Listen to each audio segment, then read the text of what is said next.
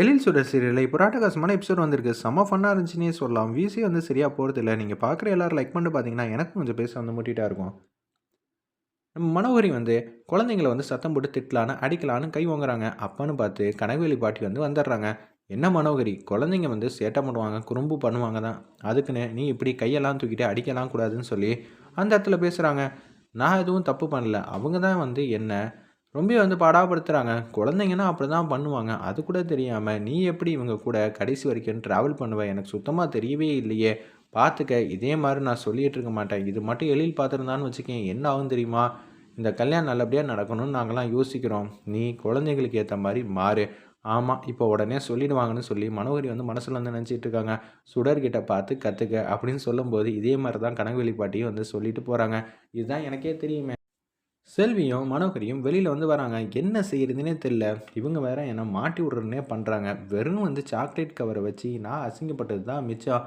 பார்த்தீங்களா, அதுங்க வேற ஏதோ ஒரு திட்டம் போட்டுட்டு இருக்குங்க அப்படின்னு சொல்லிட்டு இருக்கிறப்ப குழந்தைங்களோட மனசை கவர்ற மாதிரி நம்ம ஏதாவது ஒன்று நடந்துக்கிட்டே ஆகணும். எழில் வந்து அதுக்கு தான் சொல்லியிருக்காப்புலன்னு சொல்லி யோசிச்சுட்டு இருக்காங்க. அப்போன்னு பார்த்து அதிரடியாக மாதம் வந்து சொல்கிறாங்க. நம்ம செல்வி குழந்தைங்களுக்கு பிடிச்ச மாதிரி ஏதாவது ஷாப்பிங் ஏதாவது பண்ணலாமா அப்படின்னு சொல்லும்போது அதெல்லாம் செட்டே ஆகாது, வேறு ஏதாவது புதுசாக சொல்லணுன்னே நம்ம ஹபிலேருந்து எல்லாரும் மனோகரி இருக்கிற இடம் பார்த்து கரெக்டாக வந்து ஒளிஞ்சிக்கிறாங்க. சரி, மனோகரி காதல் விழுவணுன்னே நம்ம சத்தமாக வந்து பேசுவோம்னு சொல்லிட்டு அப்படியே அவங்க கிட்ட வர மாதிரி, ஆனால் அவங்க பார்க்காத மாதிரியும் ஒளிஞ்சு நின்று சத்தமாக பேசுகிறாங்க. இதுவே இப்போ சுடராக இருந்தால் நமக்கு ஐஸ்கிரீம் வாங்கி கொடுத்துருப்பா. இந்த மாதிரி கிளைமேட்டில் ஐஸ்கிரீம் சாப்பிட்டா ரொம்ப சூப்பராக இருக்கும்ல அப்படின்னு சொல்லி யோசிச்சுட்டு இருக்காங்க. அந்த இடத்துல நம்ம அபிலேருந்து எல்லாரும் அப்படி தான் திங்க் பண்ணுறாங்க.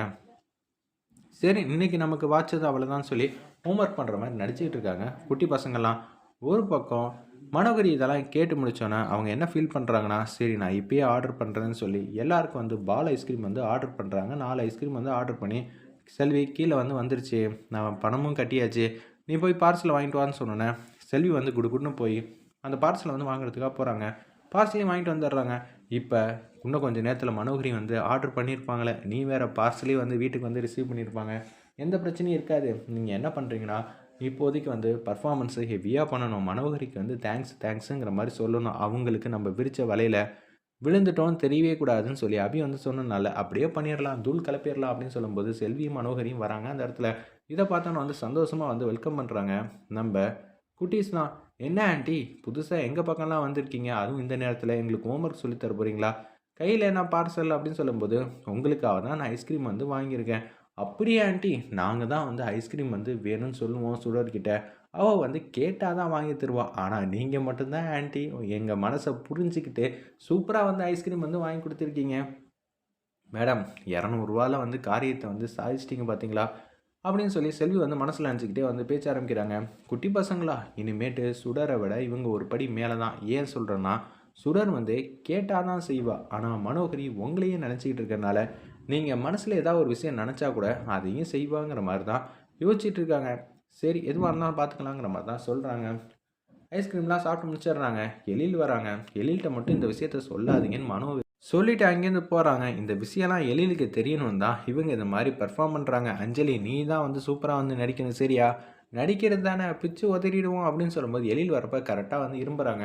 என்னாச்சுமா அப்படின்னு சொல்லி கேட்டோன்னே அதே மாதிரி கண்டினியூஸாக காவியா இரும்புறாங்க. அதுக்கப்புறம் கவின் பண்ணுறாங்க. அப்புறம் அஞ்சலி பாப்பா என்ன சொல்லி சுற்றி சுற்றி வந்து மாற்றி மாற்றி பண்ணுறாங்க. ஒரே நேரத்தில் இது மாதிரிலாம் எல்லாருக்கும் வராதே. அப்படி என்ன தான் சாப்பிட்டீங்க? அதுவும் கோல்டாக என்ன சாப்பிட்டீங்க?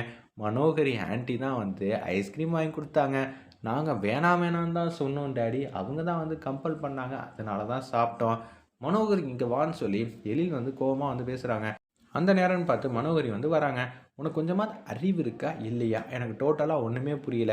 பசங்களை நல்லா பார்த்துக்கிட்டு ஜெல்லாக சொன்னனா, இல்லை அவங்களுக்கு பிடிச்சதெல்லாம் வாங்கி கொடுத்து இப்படி மோசமாக்க சொன்னனா?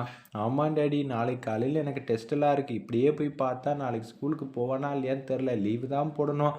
மனோகரி ஆண்டி இப்படி பண்ணுவாங்கன்னு நினச்சி கூட பார்க்கலன்னு கவின் வந்து சொல்லிகிட்டு இருக்காங்க. அந்த இடத்துல இது எனக்கு விரித்த வலையா, நானாக தான் வந்து சிக்கிட்டேன்னா அட கடவுளேங்கிற மாதிரி யோசிக்கும்போது கண்ணா அப்படின்னா லெஃப்ட் அண்ட் ரைட் வாங்கிட்டு இருக்காங்க. அடுத்த நாள் காலையில் பொழுது வந்து விடியுது. மேடம், நீங்கள் இப்படியே பண்ணிக்கிட்டு இருந்தீங்கன்னா தோத்துக்கிட்டே தான் போவீங்க, நான் சொல்கிறத மட்டும் கேளுங்கன்னு செல்வி வந்து பேசுகிறாங்க. ஷாப்பிங்க்கு கூட்டிகிட்டு போயிட்டு விருப்பப்பட்டதெல்லாம் வாங்கி கொடுங்க. நீங்களாக சமைச்ச பிரியாணி மாதிரிலாம் திருப்பி வந்து சமைக்கிறேன்னு காமெடி பண்ணிகிட்டு இருக்காதீங்க. அதே மாதிரி தான் ஐஸ்கிரீமும் வந்து கடைசியில் வந்து மோசமான நிலைமையை தான் ஆச்சு. நீங்கள் குழந்தைங்கள வெளியில் கூட்டிகிட்டு போயிட்டு ஷாப்பிங் அது இதுன்னு செலவு பண்ணிங்கன்னா குழந்தைங்க மனசு வந்து மாறும்ல. ஆமா இல்ல, சுடர் இது மாரி செஞ்சிருக்கவே மாட்டா. சரி குழந்தைகளுக்காக நான் செலவு பண்ண காத்துக்கிட்டு இருக்கேங்கிற மாரி தான் யோசிக்கிறாங்க அந்த இடத்துல நம்ப மனோகரி. எழில் வந்து ஃபோன் அடிக்கிறாங்க அவங்க அம்மாகிட்ட. "அம்மா நான் டியூட்டி பார்த்துக்கிட்டு இருக்கேம்மா. எனக்கு இப்போ அர்ஜென்ட்டா ஒரு ஃபைல் வந்து தேவைப்படுது. நீ வந்து யார்ட்டயாவது குடுத்து அனுப்பிச்சு வைக்கிறியா? ராமையா எங்க இருக்காரு? அவர் கோயில் போயிருக்காருப்பா" அப்படின்னு சொல்லும்போது, "சுடர்கிட்ட அனுப்பிச்சு வைங்கம்மா" அப்படின்னு சொல்றாங்க. உடனே சுடர், "நீ போய் எழில் ரூமுக்கு போயிட்டு ஒரு ஃபைல் எடுத்துட்டு எழில் ஆஃபீஸ்ல குடுத்துடுறியா?" "அச்சச்சோ! அதெல்லாம் என்னால முடியாது. ஏன் இப்படி பதட்டப்படுற? இதானே உன் வேலை. போய் குடுத்துட்டு வா" அப்படின்னு சொல்லும்போது, ராமியா இல்லையான்னு சொல்லி கேட்குறாங்க. ராமியா வந்து முக்கியமான வேலையா வந்து கோயிலுக்கு போயிருக்காங்க. நீ தான் போய் ஆகணும்னு சொன்னோனே, வேற வழியே இல்லன்னு சொல்லி ஃபேஸ்க்கு வந்து மாஸ்க் போட்டுட்டு அப்படியே வந்து எழில் கேபின்குள்ள போறாங்க. என்னாச்சு? ஏன் ஃபேஸ்க்கு வந்து மாஸ்க் போட்டிருக்கன்னு சொல்லி எழில் வந்து கேட்டோனே, எனக்கு கொஞ்சம் முடியல. அதனால தான். அச்சச்சோ! இவர்கிட்ட போய் முடியலன்னு சொல்லிட்டேனே, இப்போ என்ன பண்ணுறதுன்னு தெரிலங்கிற மாரி பேர் எதிர்ச்சியா வந்து யோசிச்சுட்டு இருக்காங்க. அந்த இடத்துல நம்ம சுடரு, "நீ பக்கத்துல வா. நான் உன்ன செக் பண்ணணும்" அப்படின்னு சொல்லும்போது, "என்னது செக் பண்ணணுமா? என்ன சொல்றீங்க? அதெல்லாம் ஒண்ணும் வேணான்னோனே" அப்படியே வந்து செக் பண்றாங்க. மூச்சு இழுத்து விடு, இழுத்து விடுன்னு சொல்றாங்க. அது மாரி செக் பண்ணி முடிச்சதுக்கு அப்புறமேட்டுக்கு, "மாஸ்க் அவுக்க போறியா இல்லையா?" "அதெல்லாம் அவுக்க மாட்டேன். நான் அவுக்கவே மாட்டேன். நீங்க முத்தம் குடுத்துட்டீங்கன்னா என்ன பண்றதுங்கிற" மாரி சுடர் வந்து கியூட்டா அழகா வந்து யோசிச்சுட்டு இருக்காங்க. அப்பன்னு பார்த்து மாஸ்க் வந்து புடுங்கி அப்படியே கீழ இறக்கி வச்சுடுறாங்க. அப்படியே செக் பண்ணி பார்க்குறாங்க. எல்லாமே வந்து எந்த பிரச்சனையும் இல்லங்கிற மாரி தான் தோணுது. "ஒரு வேளை நான் இங்க வந்துட்டனால இப்படி இருக்கும் சார்" அப்படின்னு சொல்லும்போது, கையில என்னமோ ஒண்ணு சுத்தி என்னமோ பண்றாங்க. எழில் அதிகமா இருக்குன்னோனே, பார்த்து அப்படியே ஆச்சரியப்படுற மாரி காட்டி, இந்த எபிசோட அருமையா மாஸா முடிச்சிருந்தாங்கன்னே சொல்லலாம்.